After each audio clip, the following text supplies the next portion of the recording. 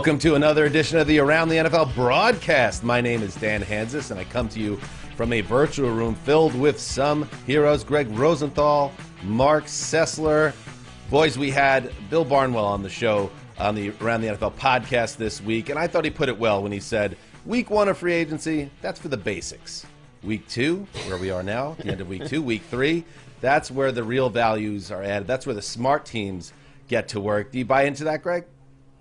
I do. I mean, anyone can watch NFL Network during free agency week. Like the real people, our fans are watching right now. So thank you. No, and look at one day a week, one day a year I'm ill. It was yesterday. I missed the Barnwell appearance. Shameful. But it's great to be back with the old boss and Daddy Rich. So here we go. Or the new old Blue Eyes. The nickname, whatever you want to call me, is cool. Whatever makes you comfortable. All right. All right. Now, with that in mind, let's get into it. And again, check out the Around the NFL podcast twice a week in the offseason, 3 times a week, and 4 times a week even during the season. But let's start with favorite signings or even signings we didn't like in week 2 of free agency. And I'll get going with T.Y. Hilton. Love it. Back to the Colts, 1 year, $10 million. And I just feel like with Carson Wentz in there right now, it's not the time to get cute and take big chances, especially with the way T.Y. finished in the last 5 weeks of the season. He had all 5 of his touchdowns during that stretch. You keep him entrenched in his 10th season there.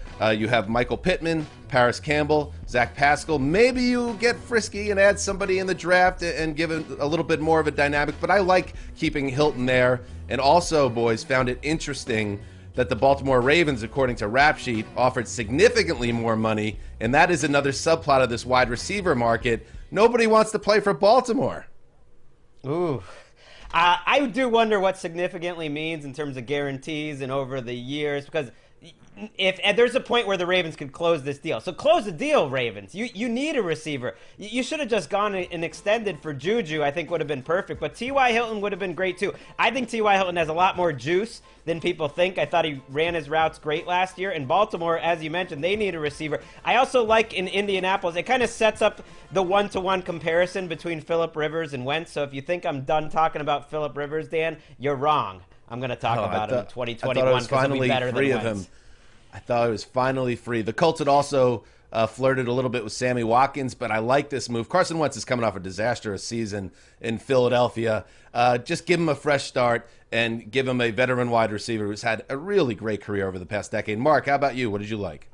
All right, I like Mike Davis to the Falcons. The Falcons have been one of the quietest teams in the NFL, and I know, but you have to look back to last season. I had a bit of a Panthers fetish going on all season long, and I think Mike Davis came in for an injured Christian McCaffrey and played really well. He had 59 catches. He ran the ball well. And I like it the signing as much for Mike Davis as I do for the Falcons because, yes, they can go draft someone, but they need a running back. Arthur Smith wants to run a balanced offense. This is going to look a little bit different than it did in the past in Atlanta. So there's a real opportunity for him to have a big season. And they got him for, $5.5 million over 2 years. It's a value add. I think he's got some juice fantasy-wise. And I just like him. He gives me a little bit of Ernest Biner vibes from the old 80s days. I think he's versatile, and he's a good fit, and I trust Arthur Smith to use him well. You guys are fired up about it. I can. No, that's an interesting move. I like it. It made me think actually of the guy that was there last year. I was like, where was he? Who was the running back? It was Todd Gurley, former Offensive Player of the Year. Is Todd Gurley's career over? Is that how fast things have changed? Le'Veon Bell, another guy comes to mind, a guy that seemed like he was on a Hall of Fame track. But Mike Davis, he made himself a good bit of money here, Greg, with a really nice job stepping in for Christian McCaffrey in 2020. He did. I think he'll do better than Gurley did for the Falcons. So you might as well. But there's a lot of cheap running backs out there. That doesn't get me excited. You know what gets me excited? Malcolm Butler going to the Cardinals. It was a nice litmus test, I feel like, for NFL analysts this week because I heard some derogatory remarks like this is going to be a great team if they were playing in 2016. Malcolm Butler played great last year. It was his best season in Tennessee. Overall, a little disappointing his time with the Titans, but man, he competes. I love him, and I thought he was a better than average starting cornerback. That you got him for only $3.5 million. I mean, that's less than AJ Green ended up signing for. I think he'll be better than Patrick Peterson, and it gives you a chance to throw a little dig at the Seahawks because that is the moment. That is the stadium in Arizona, Dan, where one of your favorite NFL moments, the Malcolm Butler interception. Seattle tried to fire back, but this was one of those clapbacks that just shows how much the Seahawks hurt. That's what I say. That's illegal contact. Should have thrown the flag. I mean, I remember being at that Super Bowl with you guys, and Greg and I were down at one part of the press box. Dan got separated way far away, and I looked over at him during that play. And Dan is a Jets fan. He was not pleased at all, Greg. Let's be real about this. No, actually, you know what it was? I was professional because in a press box, you're not supposed to be rooting, and you jackals are jumping up and down, hugging each other and kissing each other on the lips. That's how I remember it. Is that accurate? Please, if the Jets are in the Super Bowl, you're not even going to go to the game. You'll just be at home with your brother and your family. I have already stated that I will not be working in any capacity if the Jets ever get back to the Super Bowl. All right, let's talk some more about what's been going on the last couple of weeks now and this new league year, which is about 10 days old. Mark, what's something that's jumped out to you when you look at the landscape right now? I would just look at the overall scenario with the Las Vegas Raiders. I mean, for me, it's like here's a team that, they were attempting to push their way to the playoffs last year. Their strength was their offensive line, and now you're out without Trent Brown, you're without Gabe Jackson, and Rodney Hudson. And Rodney Hudson basically wanted out of Las Vegas. Trent Brown basically said, I wasn't vibing with the culture there. And so I guess I would ask the question to you, because I did an article this week about free agent or trade grades, grading the trades that happened, and they found a way to move each of these linemen after some weird stuff where initially it looked like they were going to be released. So they got a little bit of value back. But I gave them bad marks just because I think you're losing the heart of your team, and Derek Carr is coming up on a huge season. And I was getting absolutely slaughtered by Raiders fans. And I like Raiders fans. I went to their last home game in Oakland and wrote a whole piece on that and really found them to be different than some would expect. I really enjoyed them. So it was a week of getting, detonated on Twitter. But am I thinking incorrectly to suggest that there might be a little bit of a culture issue in Las Vegas? Do they have some work to do? Because you got unhappy players leaving the building and being vocal. Whenever that happens, I mean, I'm not pointing the finger at Mike Mayock or John Gruden specifically. I'm just sort of asking the question, is this a non-story or is there something? Well, who you pointing it at, Sessler? The ball about? boy? Who you pointing it at if it's not Gruden or Mayock? Well, I mean, I'd like to just know more, but I mean, they're clearly unhappy players, and now you have to go find in late March, early April, solutions to all this. I know they like their backup center to some degree, but to me, it's a concerning couple of weeks for this team. I think you're onto something here. First of all, love that you're doing the grades. That's a nice lane. Be the grade guy. That could be a show on NFL Network. Grades Sure. with Sessler. I think that would be I'm fun. the grade guy with Mark Sessler. And I think you are onto something. When I watched Hard Knocks, what I saw was a lot of excitement, but it feels a little bit more like a college attitude, and you need to really develop young players if you're going to do that, or you need to cycle guys in and out very quickly. That's what happened in Tampa. John Gruden's message would get stale after a couple years, and then he'd get rid of these veterans. Like, Trent Brown's a grown man. He doesn't need to be knocking on wood. Same thing with Rodney Hudson, and I do think there's something there, Mark.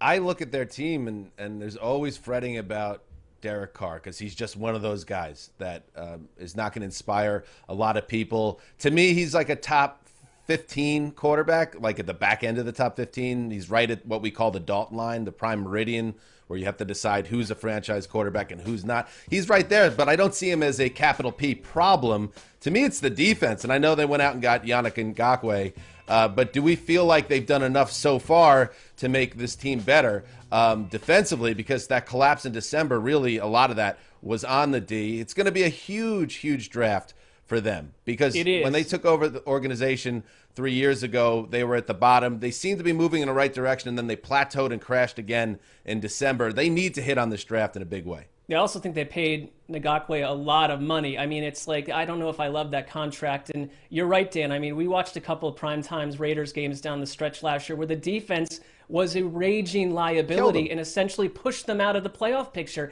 And I like Derek Carr more than I used to, too. And I think he turned a lot of doubters into semi-believers a year ago. But I don't like Derek Carr, really any quarterback, behind a half-baked offensive line. So I'd like to just find out what their plan is to solve that over the next month. Their draft looms as one of the biggest they've had in years. And it's sort of a huge test for Mike Mayock, I think.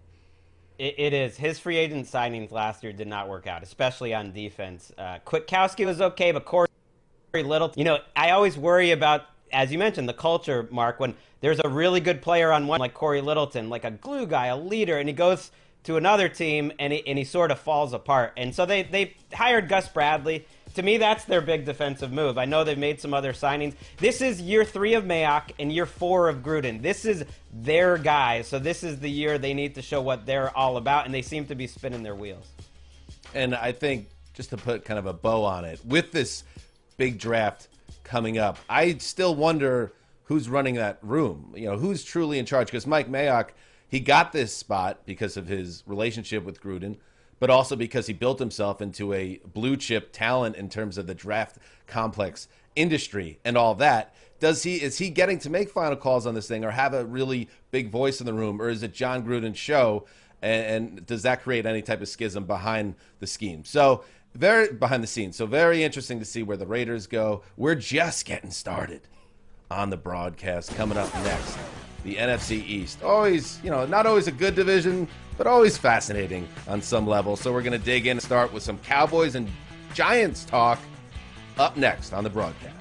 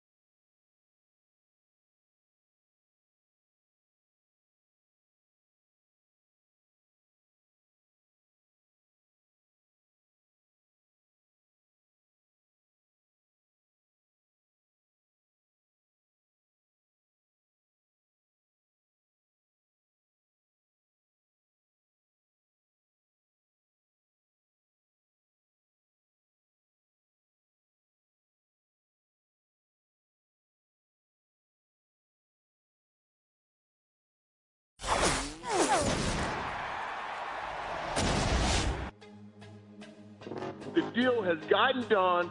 Now it's time to get rolling. I'm excited to be here and to never leave. The divorce that seemed inevitable this offseason. I'm excited about it. The culture that had already been established here over the years, gets me excited. Whenever they need me, I'm going to be out there, pretty much make a play.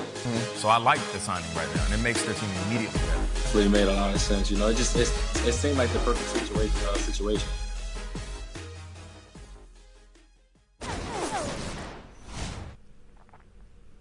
Welcome back. All right, let's talk some NFC East. A lot of intrigue in this division that had a very down year, obviously in 2020, but everyone looking to bounce back. Greg, let's start with the Giants, who have been making headlines with some big signings. What are your thoughts right now? Yeah, Adoree Jackson coming to the Giants, early this week, topping Kenny Golladay coming late last week, makes me want to get excited about the Giants. Like, that they're back in the mix. Leonard Williams, obviously, you signed. Like, I've just been so bored watching this team for so long. I've been on the Daniel Jones roller coaster. I saw some good things as a rookie. I got really down on him during the second year. And at least with Golladay and Jackson, who to me are very similar, high variance players who, when they're at their best, are top 10 type guys at their position, but also significant injury risk and very streaky players. Like, these aren't safe contracts. It feels to me like Dave Gettleman swinging for the fences, knowing this might be his last year there as general manager if it doesn't work out. And I like it because I'm selfish and I want a more fun team to watch. Mark, you're a Connecticut guy through and through. I mean, you never stop talking about the nutmeg steak.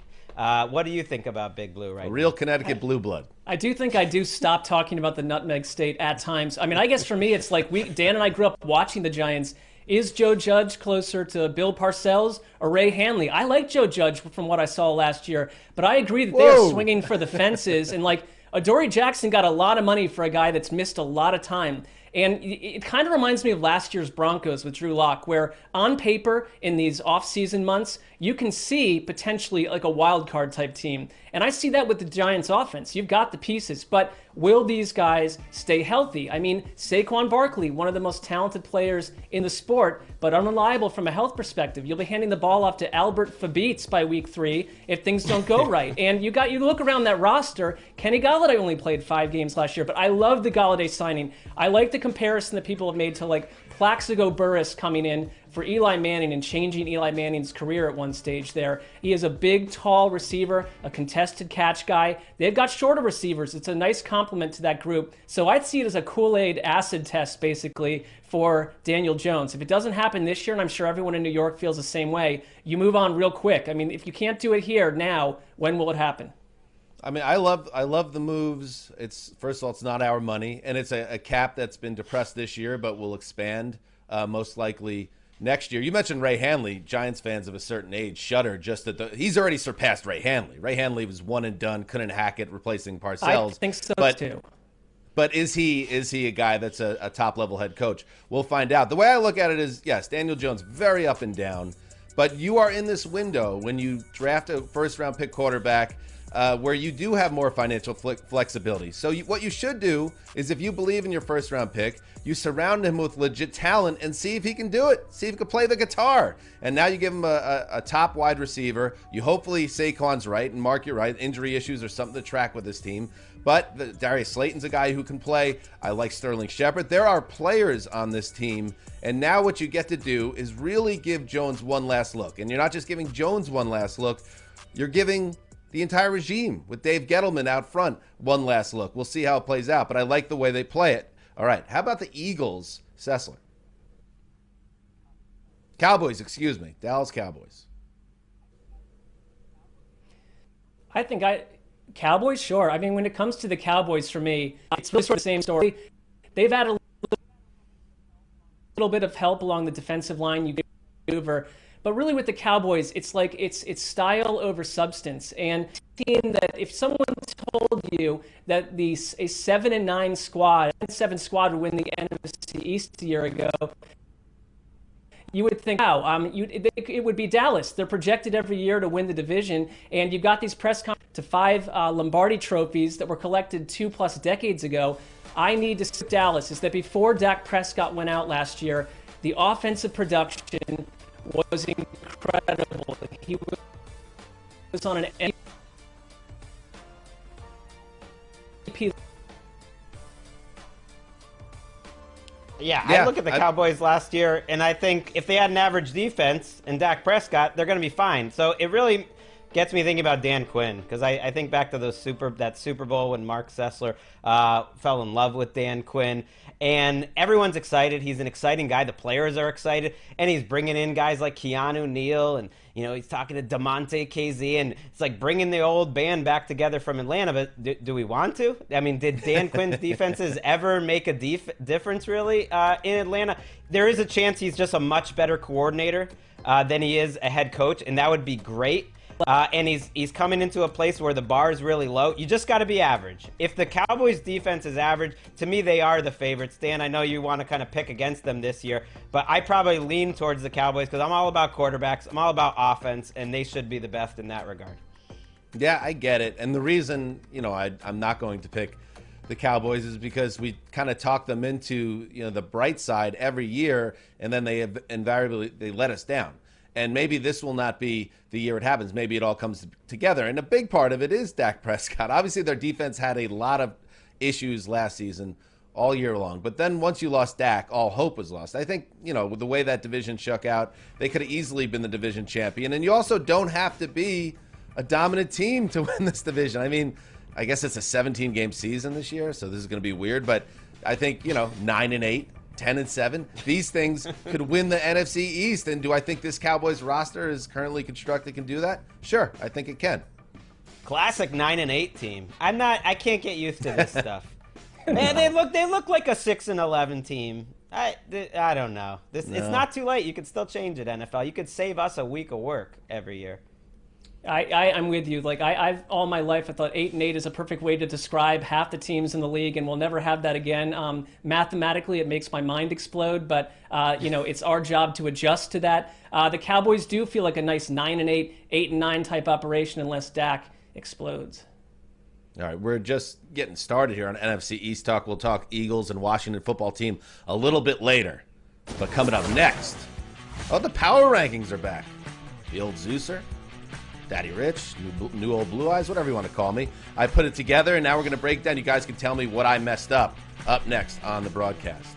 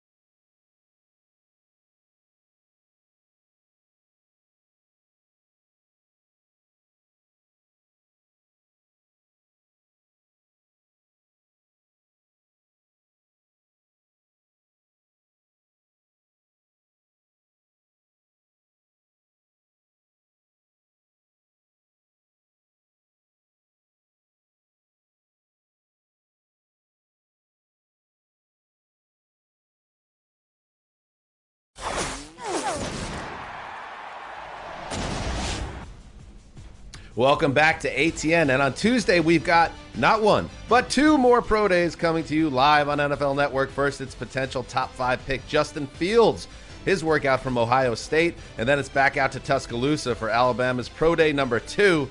Catch both Tuesday, starting at 12 p.m.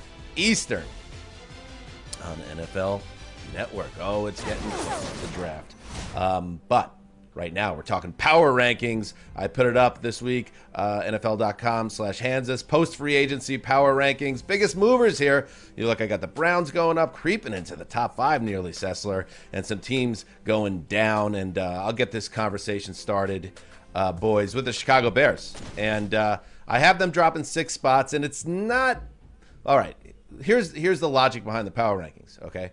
So when the season ends, I have the Bears at a certain place, okay? I have them 17, right on the fringe of the playoffs, because that's where they were. And then I didn't drop them right after the Super Bowl, because how much movement are we going to make them move down the Super Bowl? After the Super Bowl, I haven't played a game.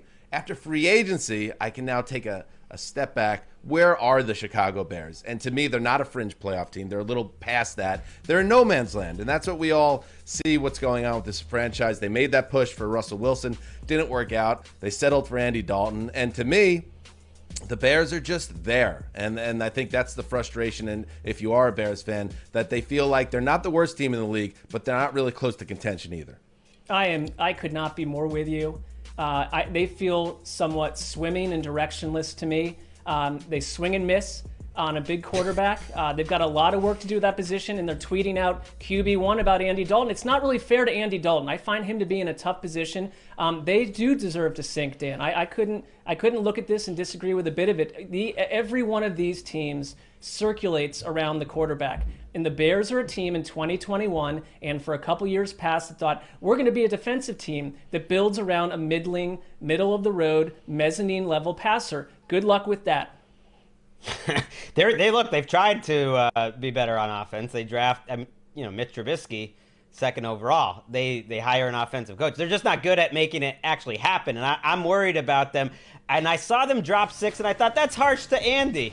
But they fit at 23 because Andy Dalton is really taking the slings and arrows and all the frustration of the last 30 years of being a Bears fan, especially, let's say, the last 5 or 6. Andy Dalton's better than Nick Foles, by the way. I mean, he's better than Mitch Trubisky. I've seen it said this week. It's like, well, Andy Dalton's a step down for Trubisky. No. If Mitch Trubisky played as well as Andy Dalton did in his first 4 years of his career, they would have signed him to a massive extension, and they would have built a statue of Trubisky outside the stadium. I mean, Andy Dalton is better than Mitch Trubisky, but the team fits at 23.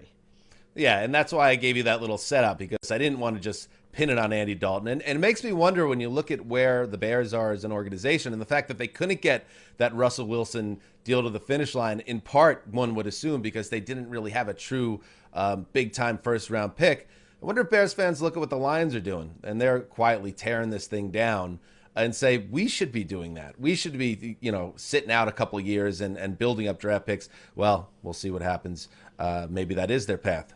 Mark, how about you? What jumped out to you? Well, I will point to the Browns because that's another team that did what you're just talking about. They took 20 years off of being competitive, but they did take 2 or 3 really specific campaigns and said, we are about accruing draft picks. And they got the number 1 pick a number of times, and you go and get Baker Mayfield. And last year, 2 seasons ago was spotty for him. Last year, I thought under Kevin Stefanski, everything came together. And I do like what they've done. They had to address offense, and especially their secondary. And to get John Johnson, to get Troy Hill, I think Joe Woods, your defensive coordinator, all last year was never able to do what he wanted to do, which is a 4-2-5 base scheme. You get Grant Delpit back, who they drafted in the second round. The Browns jump up, but I will say, Dan, can they meet these expectations? To be number 7, I think you'd have to go back to Castle times for when they were last this high. I mean, it's been a while.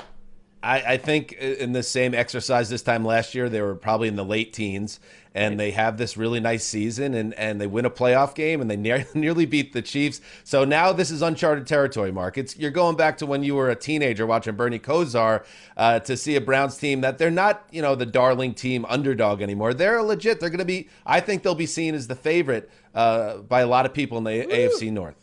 I think Dan is just using the power rankings to set up mental warfare with Mark. He's setting the bar so high that when they disappoint, it's gonna be a whole thing on the podcast. It's gonna be a whole thing. I do worry when certain teams get too much love in the winners and losers that I write and that all these websites write. It's very smart deal with John Johnson and Troy Hill. Look, I said it too. I like the Tack McKinley deal. Everyone just likes it a little too much. When everyone agrees, that worries me. You're right. I mean, they need an edge rusher too, but... Do you think the Browns are a top 10 team in an exercise like this, Greg? I don't. Not yet. I need to see it. When a coach makes such a big change, I want to see it stick the next year. Because to me, it was so much about scheme last year in Cleveland. Well, where would you put them, though? Because I think 12 wouldn't be unfair, would it? I mean, that's about where I would have them. You got Mark upset now, Greg. No. See? You got to be careful where you put the Browns. All right, finally in the top 10, I have the Seattle Seahawks. I have them at 8, down 1. Do you think that's a fair spot for Seattle, given where they are as a franchise? I'd put them lower. I just don't know what they're doing exactly. They re-signed Carlos Dunlap on Thursday. I think that was a good move. But you have to get rid of Jaron Reed to do it. And you had to pick between one of those two, and you think, okay, that makes some sense. Reed had a lot of money, but you just gave him a monster 2-year contract a year ago, and you traded for Gabe Jackson, who you're paying $10 million, who the Raiders were trying to get rid of the last 2 years. So you're making some maybe panic moves to keep Russell Wilson happy. You have to go try to fix that offensive line. You bring back Chris Carson. It was very clear to me that Pete Carroll was prioritizing defense and running. And his old buddy Nick Saban, if you saw the clip, just on Friday, where he's saying, if you're trying to win with running the ball in defense in the year 2021, it's not going to happen for you. And I think that's kind of where Pete Carroll still is. And I'm just not sure where this roster is at. I mean, I wouldn't drop them too low because no matter what happens during the offseason, whatever song and dance, they do find their way into the top of the NFC pile to some degree. They get into the wild card game, and then things go wrong. But, I mean, I don't like the idea that there's discord with Russell Wilson. It does feel like we're moving into almost like a post-Pete Carroll period, too. I mean, I really like Pete Carroll a lot more than Greg does, it seems like. But things just feel a little bit different. So their grade to me and where they stand feels really variable. It could really change. But to me, they have been one of the most consistent teams in the conference. I think, Greg, what's happening is they've had a very negative offseason, and I understand that may color your feeling about them, that you don't see them as an elite team. And maybe they're not elite, but when you're in the back end of the top 10 of the power rankings, you're a good team, but you're imperfect. And it could go one or two ways. You could end up being a top 5 team, or you could end up being a team that's fighting for a playoff spot. And I feel like that's where Seattle is. It's a very big year for that organization, no doubt about it. It's not that I've necessarily lost faith in Pete Carroll totally, although that's true too. It's more that Russell Wilson has lost faith in Pete Carroll, and he's letting us know about it. And that it does really bother me. It bothers me that Seahawks fans complain that, oh, we have to go through this all over again. We know he's not getting traded. He's the one putting the story out there. He's the one trying to get out there. And that's a concern. When things are that rocky at the top, I get worried that it's going to fall apart. So where do you got him, like 24, 25? Or would you put him? I got him like, 13. Let's have some new blood. I'm sick of watching them lose in the wild card. That's not how it works. All right. That's fine. Let's keep moving. See, that's why the power rankings is fun. It's arbitrary, but, it sparks debate. Up next, we're back to NFC East talk. The Eagles and Washington football team, the defending division champions. Yeah, they really were. Up next. I'd use the power rankings to settle scores.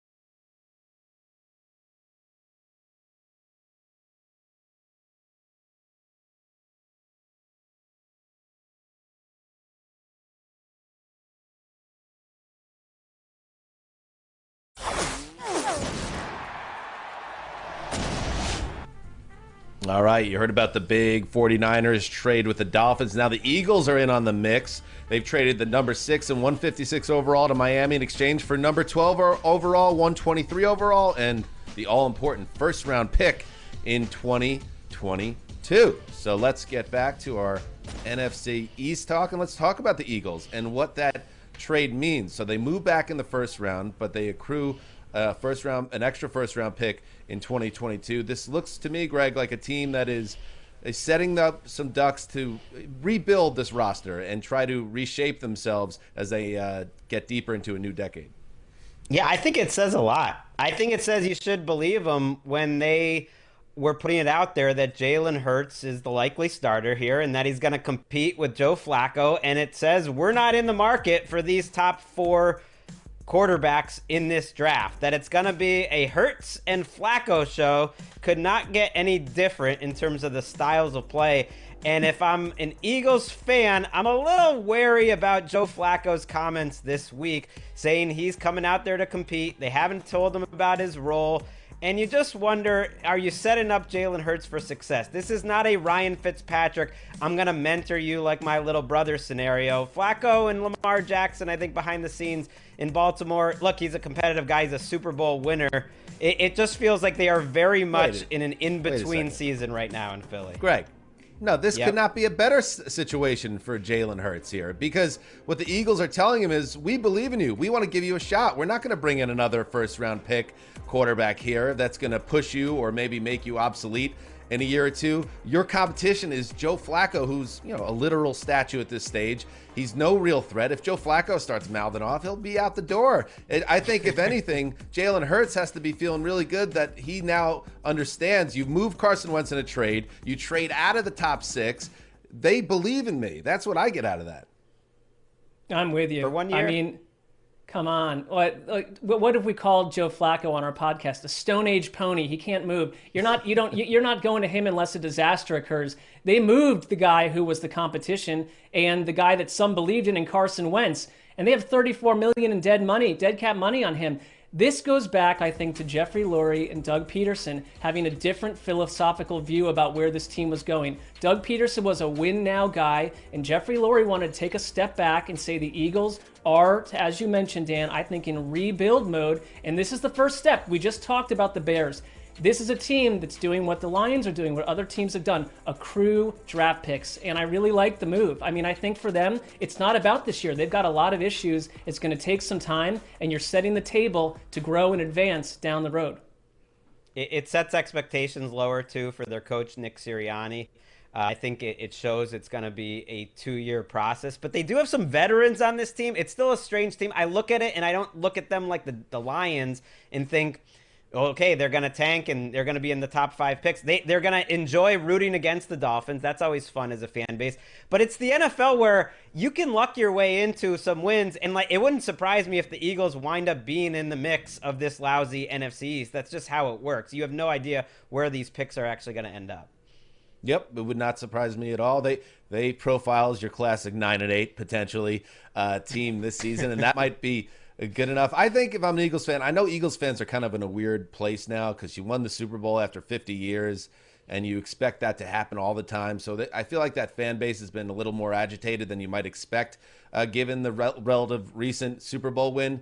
But still, I like this move because it felt like, I'm not going to say the Eagles felt rudderless over the past year or so, but I didn't sense a true direction in place, and now I kind of see it. And I think what Mark said is right. I think they're not looking to win this year. They're trying to build something new after that Super Bowl victory. So it'll be interesting to see what happens next. What about, Mark, the Washington football team? They have gotten a good amount of traffic in terms of praise about Ryan Fitzpatrick entering the picture. How are you feeling about them entering 2021? Well, they're interesting, and it's really something they just haven't been for so long. And I give Ron Rivera, we all do a lot of credit for what happened last season.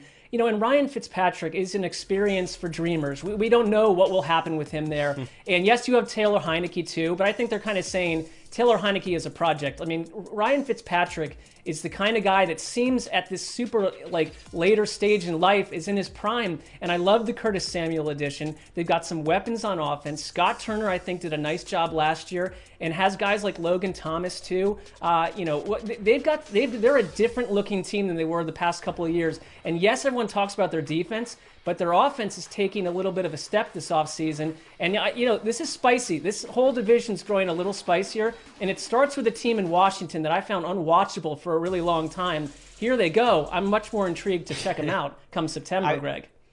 I mean, I'm with you because the NFL schedule maker's given us a lot of Washington, a lot of Giants, a lot of Cowboys, certainly, a lot of Eagles. It's going to be on Thursday Night Football. It's going to be on Sunday afternoon, so you might as well be interesting. I do like, though, that this thing they're building, and they changed the front office up again, so they're early in their process, could end up sticking with the Washington football team name. That's what I'm most interested about now. They said they're trying to figure it out, and they say it is in the mix. That they're maybe keeping this uniform, keeping the name. We called it on our podcast from day one. I love it. Do it.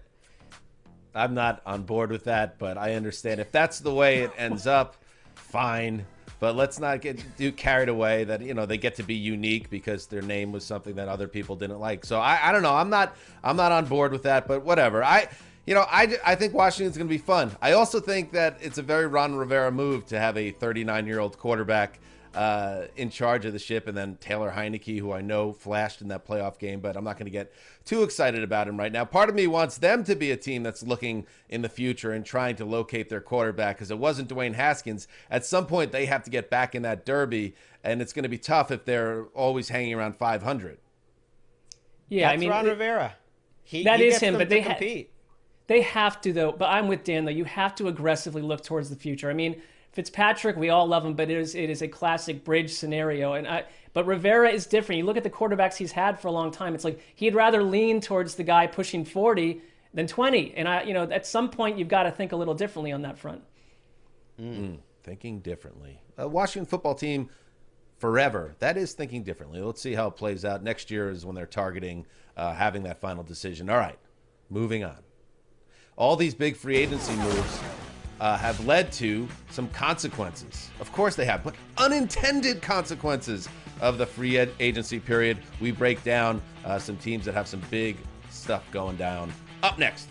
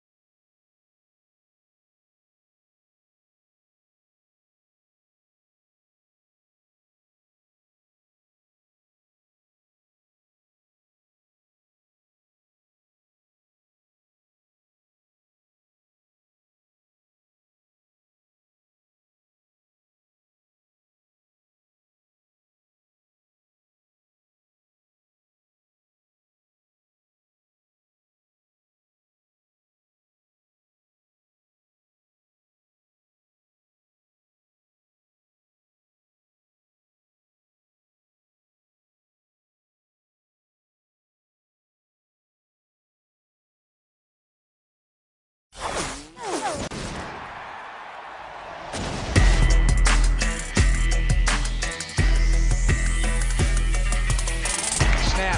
Trubisky fakes, throws, open, goal line, end zone. Touchdown. Allen Robinson takes the snap, giving a look left, throws left side, come back. Robinson the catch, breaks a tackle, 20-15, 10-5, touchdown Bears. Snap, play fake, Foles gonna lob it into the left side of the end zone. Diving catch, touchdown Allen Robinson, touchdown Bears. Welcome back. You know, when a team makes a signing in free agency, it doesn't exist in a vacuum. There's the ripple effect. There are unintended consequences. Let's start with Allen Robinson, Greg. We just saw that neat little highlight package. That's a star receiver. What is the ripple effect for the Chicago Bears and the league at whole?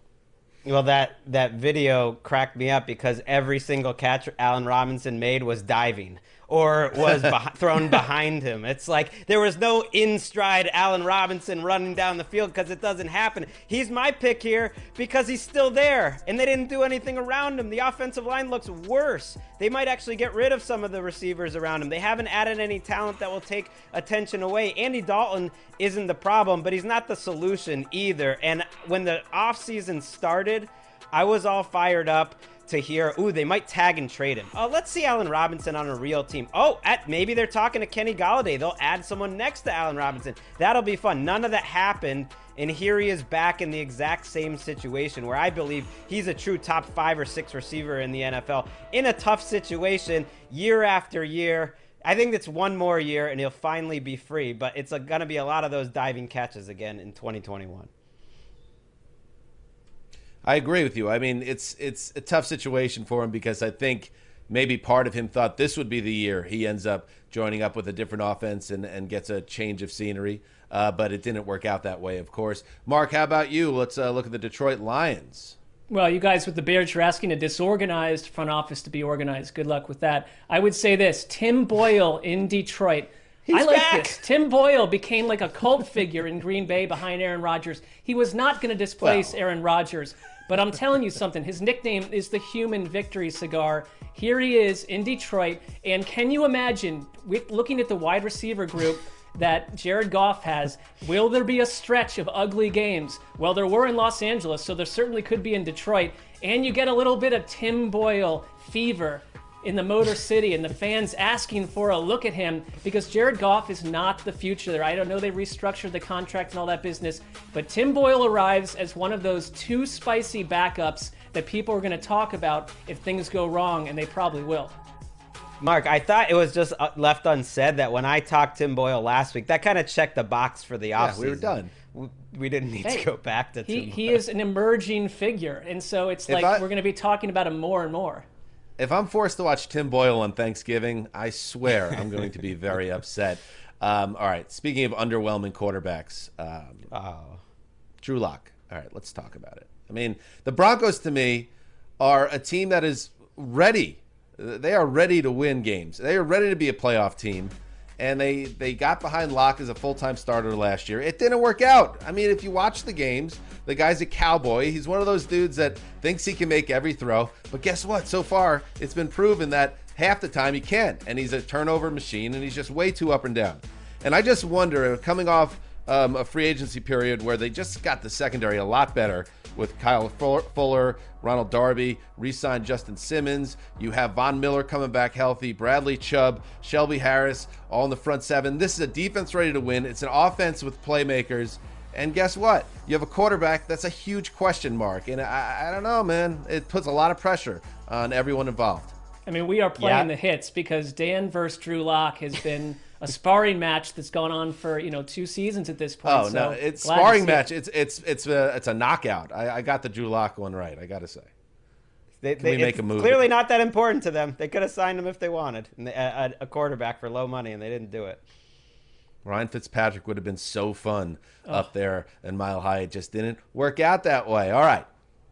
Before we say goodbye, weekend vibes. What we like to do. We get ready to party. But before we do, we have a final thought to share. Up next, Even Them Vibes.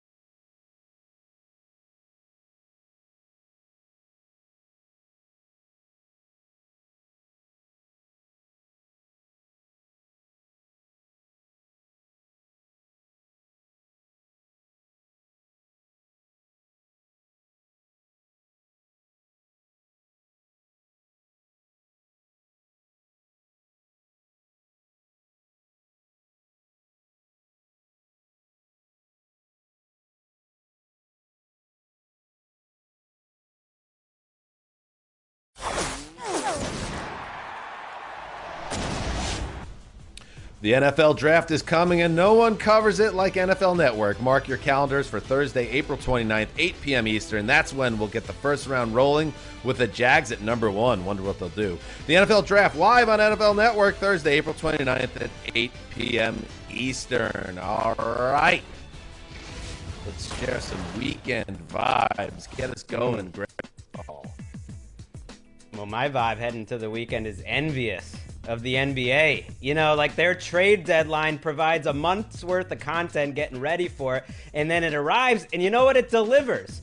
It's one thing the NBA is absolutely better than the NFL. Are we just going to take that line down? I mean, the owners, do something about it. Let's push it back a month. They moved the trade deadline a couple weeks. That didn't do enough. What's the harm of putting it behind Thanksgiving? Get to the end of the year when some teams are out of it and they're more willing to make a trade. Otherwise, you're just letting the NBA and their fans have a little more fun.